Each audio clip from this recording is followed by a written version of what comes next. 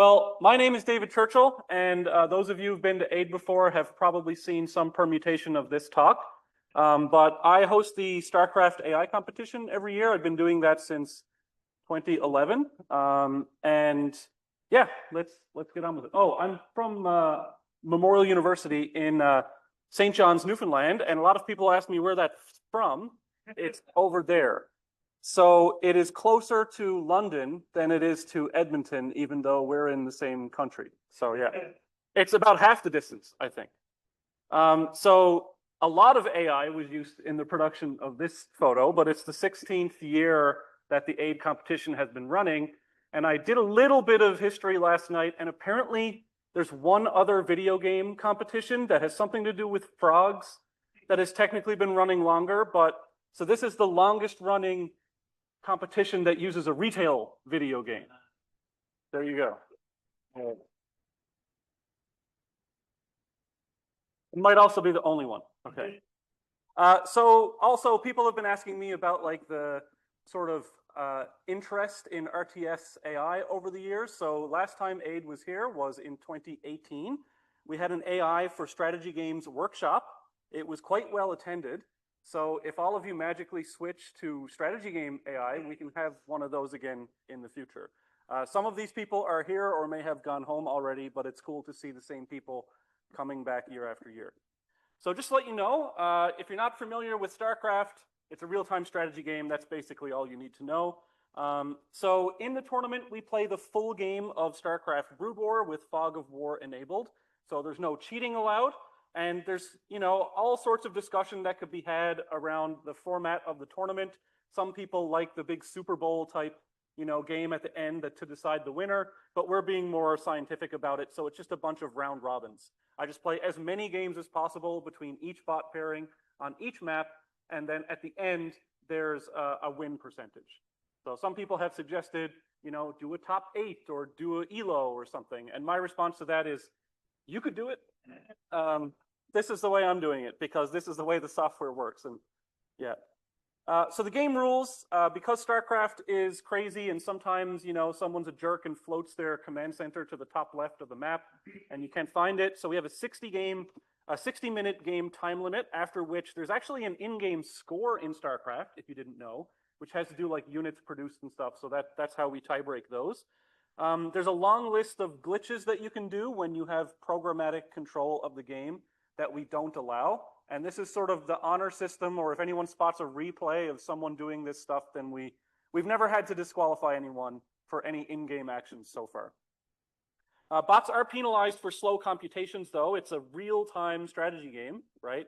So if the bot goes over a certain time limit on a certain number of frames, then they will lose that game.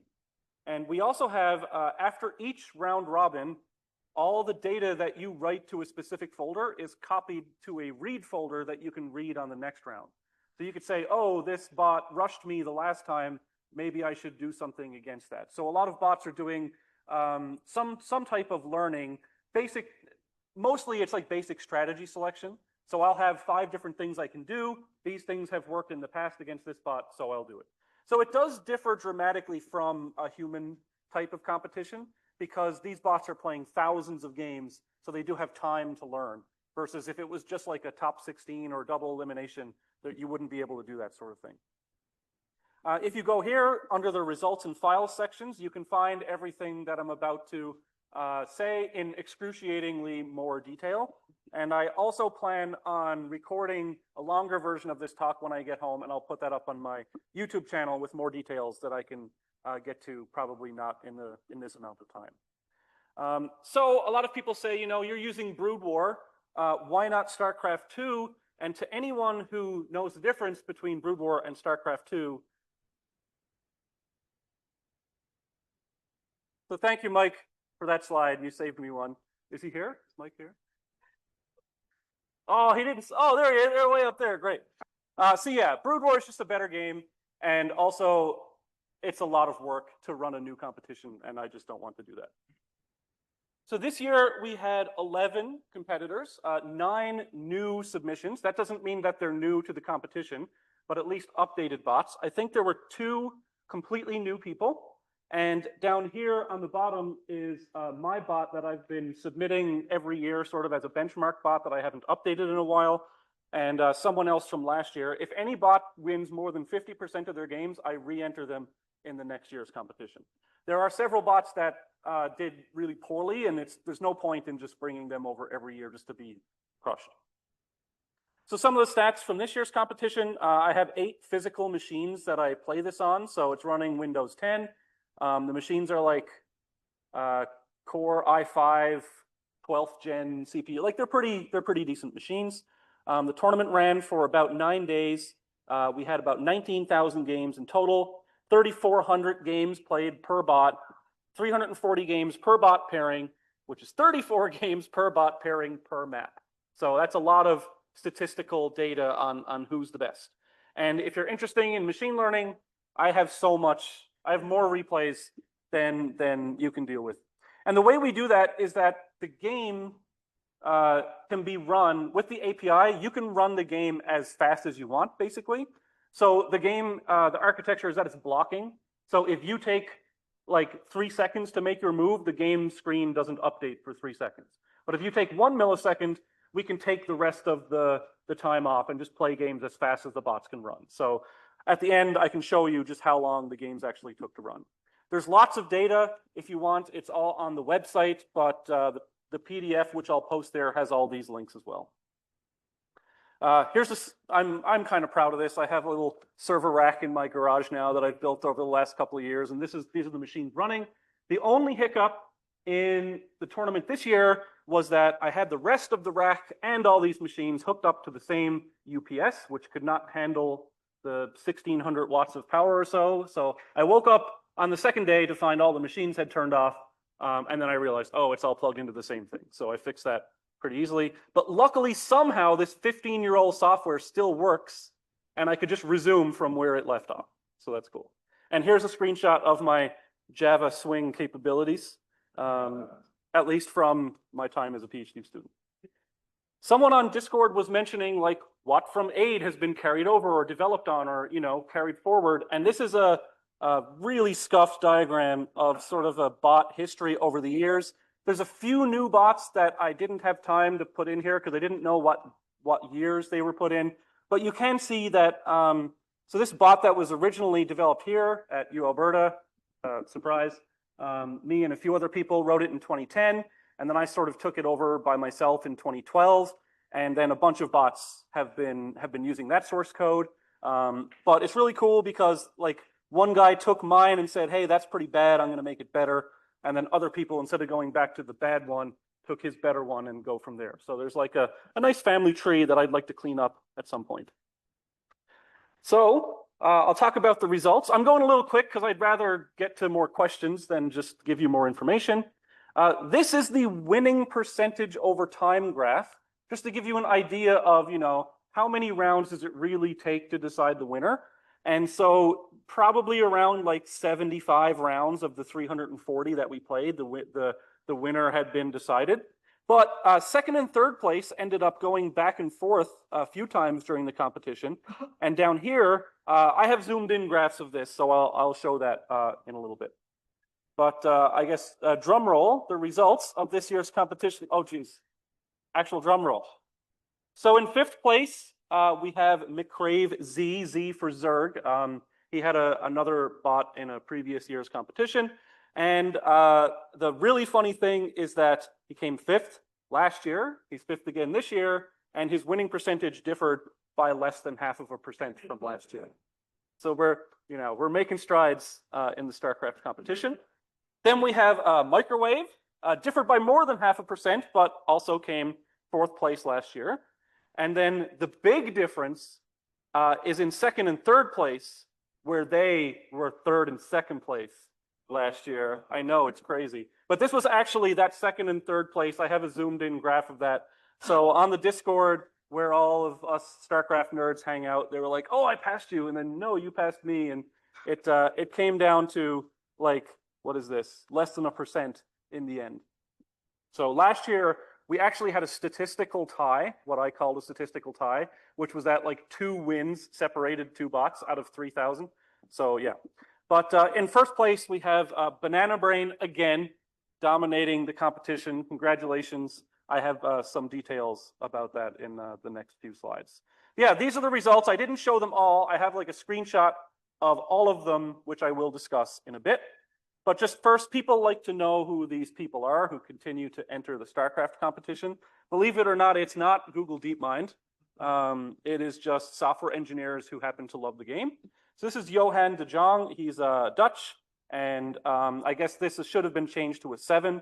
So between 6 and 8 years of development on this bot, about 40,000 lines of code written from scratch in C++, and there's a wiki article on that bot if you want to know more about it. Just for full transparency, I asked him, has anything really changed since last year? Do I need to update these slides? He said no. So this is kind of the same as last year as well, unfortunately. And he says, I've been playing Starcraft for a long time, and Protoss was always my favorite race. And when I started development, Protoss was the least represented under the top bots, but this is no longer the case. If I can actually go back real quick, I forgot to mention this, but something that is of importance is that you see here the race distribution. So when you play Starcraft, you get to choose Protoss, Terran, or Zerg before the game starts. But you can also choose random, which means that you don't know who you will be until the game starts.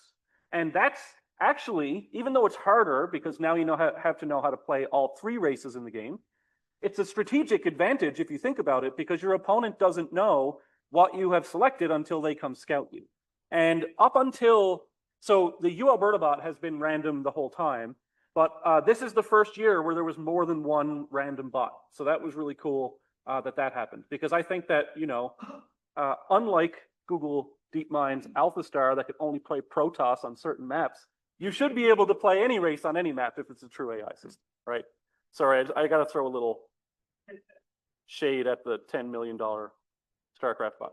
All right, so Banana Brain includes a variety of strategies ranging from aggressive to defensive or greedy. I chose to do this in order to have a higher chance of having a strategy that is capable of beating a particular opponent.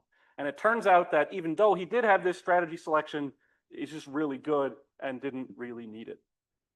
Some of the AI things that Banana Brain does: uses jump point search for pathfinding, which in Starcraft's pathfinding is kind of grid-based, or you can think about it as grid-based. That's a pretty fast algorithm. It finds safe paths for retreating. It uses A-star and potential fields for positioning during combat.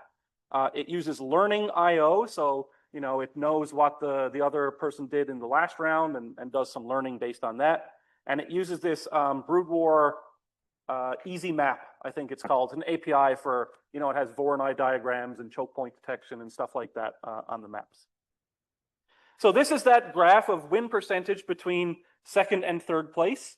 So this is 85% here, and this is 83% here. So this whole screen is less than 2% win rate difference, and this is all the way from round 25. So these bots like really, really close up until the last part. And this is really interesting. This bot over here went from 30% win rate at the beginning up to almost 38% win rate at the end. And that's through that strategy selection learning. And that yellow line is the bot that I wrote that I haven't touched in many, many years. And people are really annoyed at it because it has like 4 strategies for each race, and it plays random, so it's annoying. And it rushes a lot, which makes it even more annoying. And it learns, which is even more annoying, right? So it always does kind of okay, but it hasn't come close to winning in a long time. But it just shows you that, you know, learning over time can influence the results. So here's all of the results. You can see that Alberta bot that I just showed, it ended up coming 7th. I have a little bit more data on that. But here you can see this column, if you can read that, that's the actual game time, the average game time of a bot if it were played at human speed. And the next column is the actual time it took on average to play those games. So we're playing the games on average about 10 times as fast, but you can see other bots like Purple Wave here, it's only about 4 times faster. So you can see which bots are using more computation by the difference between the real game time versus the wall clock time. And of course, this is still a software engineering problem. It's a lot of lines of code, and some bots crash a little bit. Some bots still time out. We keep all those statistics, and there's lots of data if you ever want to learn it. But I offer that every year. No one's really ever come to me for it, but there's lots of data there if you want it. This bot that I maintain, it was last updated in 2017, and that was a very minor update. It's sort of strategy agnostic by design, so that it can be used by anyone to sort of do their own thing. But I still enter it every year. Oh, sorry, I didn't update this slide. There were 3 bots playing the random race this year. So ideally, if the entire field of bots are increasing in strength, we should see the win rate of this bot drop over time.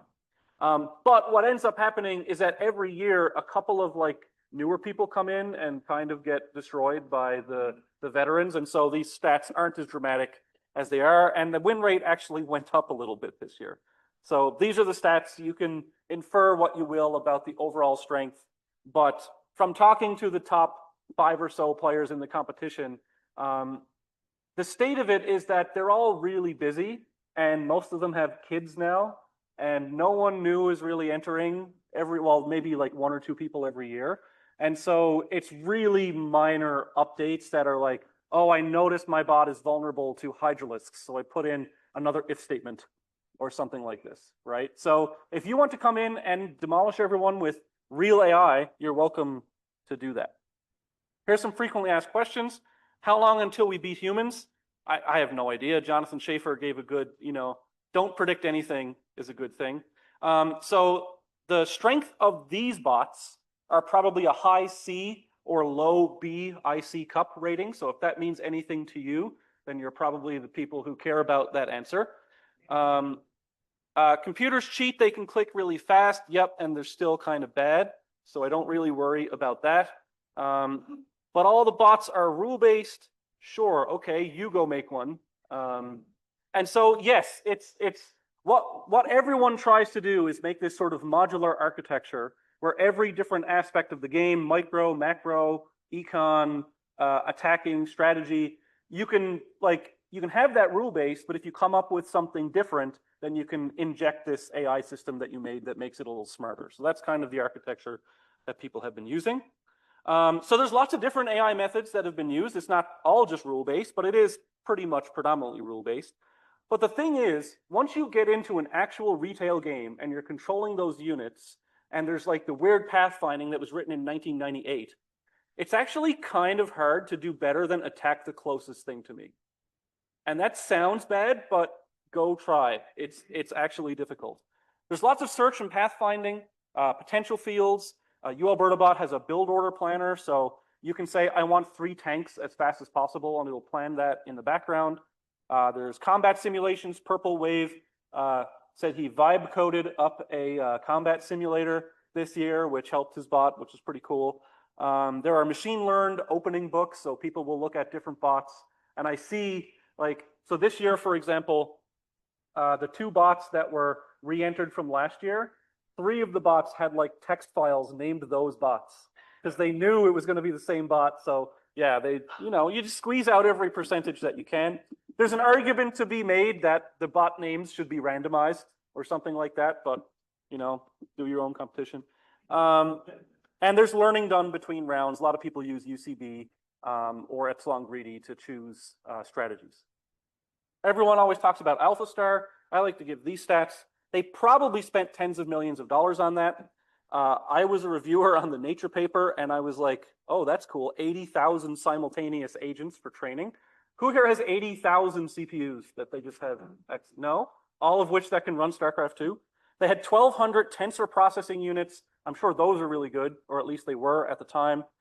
It did reach Grandmaster Starcraft 2 rank when they played it on the ladder, which is pretty good. It's way better than me. I don't know under which conditions or which maps or constraints that was done under, but it's probably safe to say that overall it's the strongest Starcraft 2 bot. But it still didn't come close to beating the world's best humans. It did reach Grandmaster rank, but just it's kind of like being the worst player in the NBA. There's still LeBron James, there's people who are way better within that ranking. It didn't test against any existing AI systems, surprise, surprise. But also surprise, apparently most of it is open source now, and I learned this 2 nights ago. I don't know if the whole model is available to download and run, but there is a GitHub, so I thought I'd do that. And if anyone from Google is watching, which they're not, I'm joking about all of this. RTS research, is it sort of dying off? Maybe. There's not many left doing active research, but every now and then my Google Scholar alert for real-time strategy or citations to my paper will pop up something. It's typically machine learning. Someone recently I saw was doing getting an LLM to tell them what they should build in their bot, so that's pretty neat.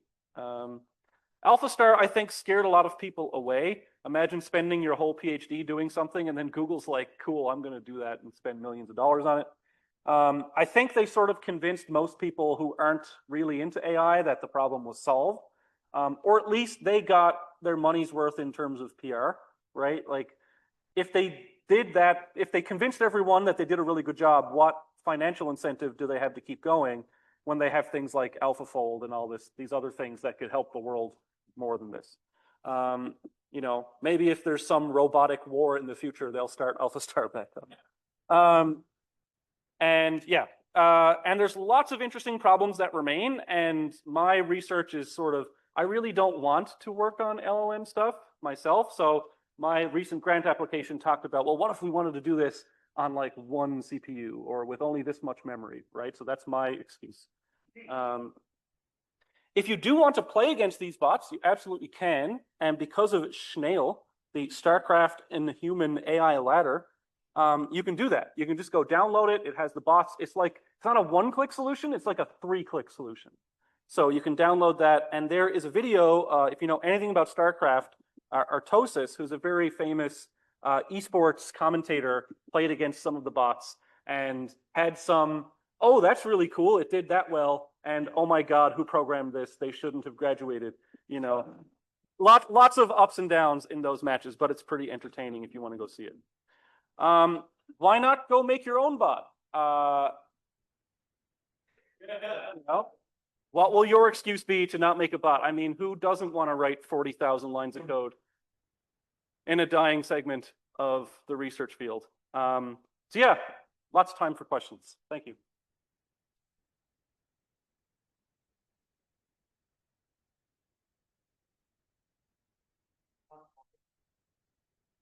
Because I made it when I was here. Yeah, and I'm not clever. Better than, yeah, so it was made by a group of 9 people in the very first year. And then the next year it was tweaked. And then the year after that in 2012, it was almost completely rewritten from scratch. Yeah.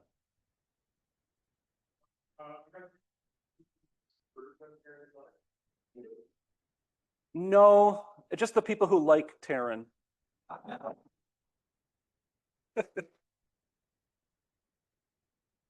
Oh yeah, so the map pool is available online. I didn't include like a screenshot or a slide because I didn't think it was super relevant. But I will tell you how I choose the map pool. So a few of us went through and made a Google Doc or a Google spreadsheet of like 200 different maps that are still relevant in any way, shape, or form. And then people sort of voted or gave them a ranking, which is 0, meaning completely unusable because they're like broken. 1 is like humans can play it, but it's problem for AI. So these are the type of maps that have like a 0 hit point mineral blocking choke points. One of the maps was literally in the shape of a swastika, and like we probably, you know, like just these maps are like 30 years old and it's crazy. So, but the 2 to 3 rankings were the ones that I chose from, which are pathfinding. There's no issues. So one of the things about the original Brood War is that it doesn't take unit size into account in the pathfinding algorithm. And so as a human, you can sort of see that your big units are getting stuck and move them, but that's kind of hard for the AIs to do. So yeah, I just went through all the 2 to 3s, chose 3 maps that were 1v1, 3 maps that were 3-player, and 3 maps that were 4-player, or 4 maps that were 4-player. No, so it was for a few years, but the last 3 years it's changed. I don't have any rules like no maps can be different or all of them have to be the same. I think 2 of the maps may have been the same from last year, but that's just chance from the sort of random selection that I made of the goodish maps. Yep.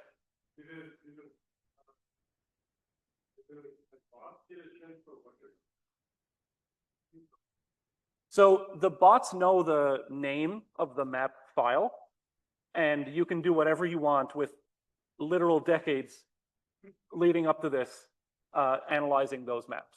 But typically, like my bot doesn't, but a lot of the bots will be, or a lot of the bots have things like, here's the optimal place for my first natural expansion on this particular map.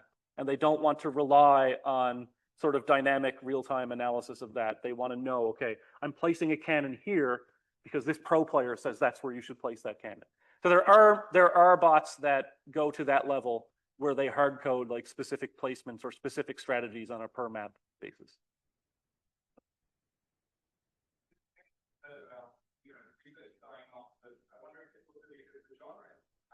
Yeah.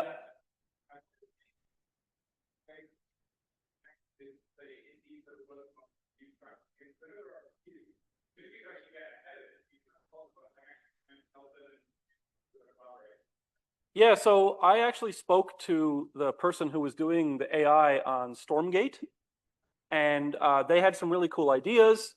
So Stormgate is sort of like the spiritual successor to Starcraft.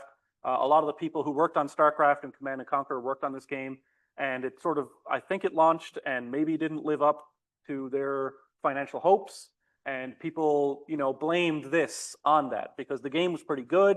It had a lot of, like, RTS games are notoriously difficult to play, and I think that, okay, here's my hot take, is that MOBAs took over because you could blame your teammates. Starcraft is like chess. There's nobody else to blame, like maybe lag. And so there definitely is like a societal gaming meta shift away from really hard 1v1 games. And so that no doubt has to, like, that factors into the interest at an academic level. But there's still so many hard, like, problems to solve. And you can take an existing bot, plug in your algorithm, and just run the competition again, right? And so, yeah, so to get back to that, I would be more than happy to collaborate with whoever, especially if they're like, oh, here's my indie game, you can do a competition in this, right? And that actually did happen. So I actually wrote the AI system for a commercial game, and then they weren't super financially successful, not because of me, but they let me open source the AI engine for the game. So that exists and is on my GitHub as well. So I'd be more than happy to do something like that.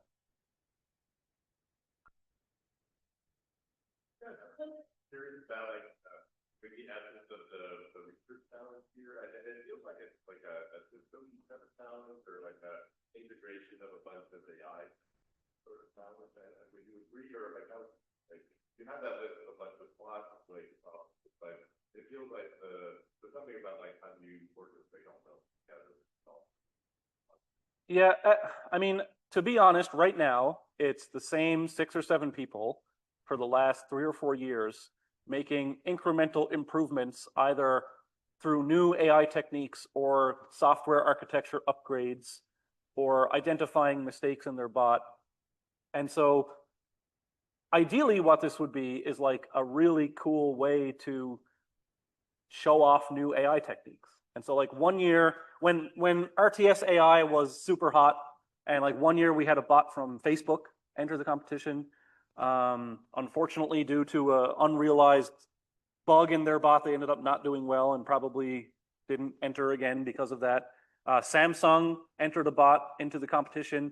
And so it really is, for me, it's meant to be this like open, like everything is open source. All the bots, in order to enter this competition, have to be open source. There are some really good closed source bots out there that don't enter this competition. So I just want it to be an environment for testing AI. But it's kind of an environment for old farts like me who still like Starcraft to have an excuse to program in their spare time. But there's nothing stopping anyone from, throwing LLMs into this, like, if that's what you want to do. I hope that answered your question, sort of. Yeah. Okay, let's go ahead and make it.